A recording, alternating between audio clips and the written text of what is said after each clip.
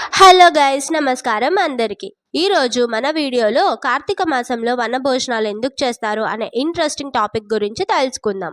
కార్తీక మాసం అనే మాసంలో శివ విష్ణు భక్తులు చాలా నియమాలు ఫాలో అవుతారు.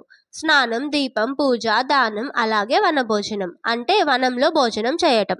పురాణ కథల ప్రకారం ఒకసారి దేవఋషులు కార్తీక మాసంలో వనంలో భోజనం చేసి శివ విష్ణుని ఆరాధించారు. ఆ రోజు వనంలో భోజనం చేసిన వాళ్ళు పుణ్యఫలం పొందుతారు అని శాస్త్రంలో చెప్పబడింది. వనంలో భోజనం అంటే ప్రకృతితో కలిసి భోజనం చేయటం, మన జీవితంలో నేచర్ ఇంపార్టెన్స్ని గుర్తించటం. కార్తీక మాసంలో వనభోజనం చేయటం వల్ల పాపాలు తగ్గుతాయి, పుణ్యఫలం పెరుగుతుంది అని నమ్మకం ఉంది.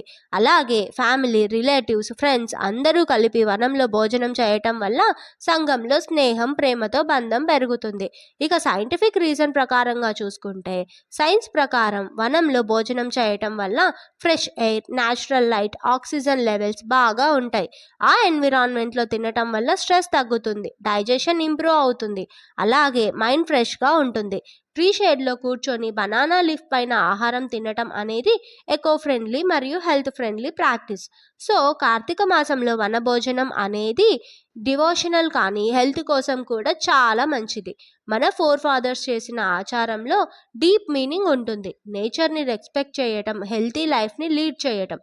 సో మీరు ఈ కార్తీక మాసంలో వనభోజనం చేశారా, చేయలేదా? కామెంట్లో చెప్పండి. Her her Mahadev. Thank you for watching this video. ఈ వీడియో మీకు నచ్చితే మీ ఫ్రెండ్స్ అండ్ ఫ్యామిలీతో షేర్ చేయండి, లైక్ చేయండి, కామెంట్ చేయండి.